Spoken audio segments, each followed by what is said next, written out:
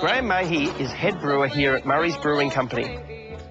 So Graeme, are these the ingredients to make beer? That's correct. 4 basic ingredients, which we have in front of us. I'll put them in order for you. Basically what we have first is water.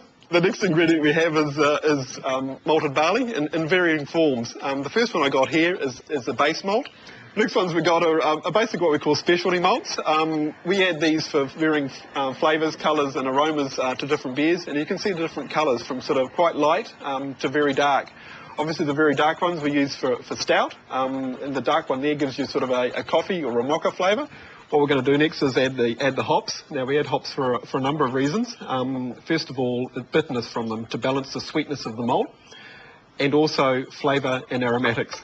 And what have we got here? We've got some yeast, is it? Okay, what we have there is just a little homebrew packet of yeast, which we then have to culture up enough to make 1,200 litres. Oh, Graeme, that's the first part of the lesson. I guess the next part is seeing how it's made. Absolutely. Let's go have a look. Beauty. So, Graeme, this is the mashing process. Is that what it's called? That's correct. What we're doing here is mixing the 2 of the ingredients that I showed you before, the malted barley and also specialty grains, with some water into the big tank here. Now we've got to mix that into what we call a mash, which is basically looks like a big porridge. So we'll just start that process now. First of all, start the mill, which is going to crack the grain, just crack the grain open, and we'll show you that later. Up to the auger, and then drop into the vessel, where Sean's just going to keep an eye on that consistency to make sure there's no dough balls and it's all mixed together. Second part of the process is after we've finished the mash and it's been in there for an hour, all those starches and the grains are then being converted to the sugars which we need to make beer. We transfer the mash from the mash tun into the lauter tun, which is the one behind us. Now that lauter tun has a false bottom, which we're able to hold back all those grains and basically strain off the fluid, which is the fluid we need to actually make the beer. We're basically drawing off that fluid off the grains into the kettle. Would you like a try? Well, I'd love to try some of that. So at this stage here, what are we looking at? Basically what we're looking at here is the unfermented beer or wort. That's the stuff that the beer is going to be made of. As you taste it, it's obviously quite warm because of the mashing temperature we mashed it at, but it's also very, very sweet. It is sweet, isn't it? But you've still got that malty flavour. That's correct. Like a cup of tea, isn't it? Herbal tea. Definitely, yep. All right, so next is the hops. Go for it. Chuck them in. Straight in?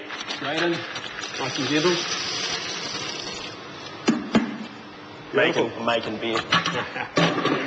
After an hour and a half boil in here, where we've added those hops at varying stages to give the bitterness, flavour and aroma, we turn off the boiling, or the steam jackets, and let it settle for about half an hour. We have to cool it down to about 20 degrees C before we can add the yeast. Once we're sure that the beer's sitting in here at 20 degrees C, which is the right temperature for this beer, we then add the yeast in through the top.